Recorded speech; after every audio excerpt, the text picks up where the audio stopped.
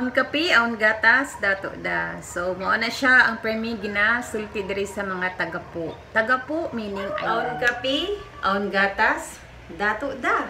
So, mao na ang premi nga ginasulti sa mga tagapo. Tagapo meaning island. So, adon na video, mag-imo daw man ako sa tutorial para sa mga di pa matigang maglawong sa kanato nilawngan na sama. Ayan, sa mga tanan taga-isla nga as in native yun sila or tinuod yun sila nga sama, pero daghan pa nga dili jud makabalo musulti. Radyo na kamdag kami ubos, so ari daw man ako para tudluan kamo kung unon paglawng labi na sa mga mangkayso adon mga estudyante kay wala gid sila katigaman uno ya sama na nilawngan. Good morning og magpasalamat daig ko kamayo ubos. Ibig sabihin ubos kamayo sa inyo ha.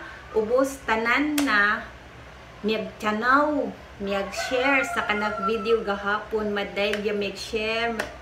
Tumaas ya kanak views sa kanak video kagahapon.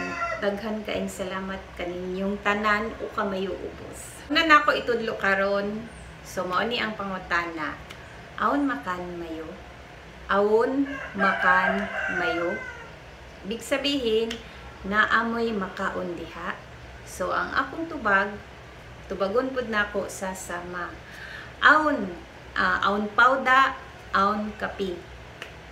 Pawda is kamuting kahoy or balanghoy o kapi.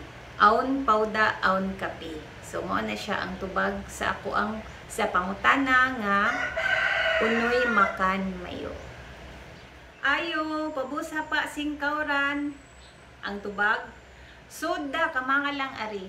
Ayan. So ibig sabihin sa ayo pabusa pa singkawran, pabusa pahulam ako, singkawran kaguran, then ang tubag sod lang ari. Sod lang ari, ibig sabihin sulod lang kamanga. Kamanga is kuhaon. Dili kamang nga literal nga mukamang, kundi kuhaon ang singkawran, kaguran. Paki-share sa kanak video, mga gakod ko, mga tagapo.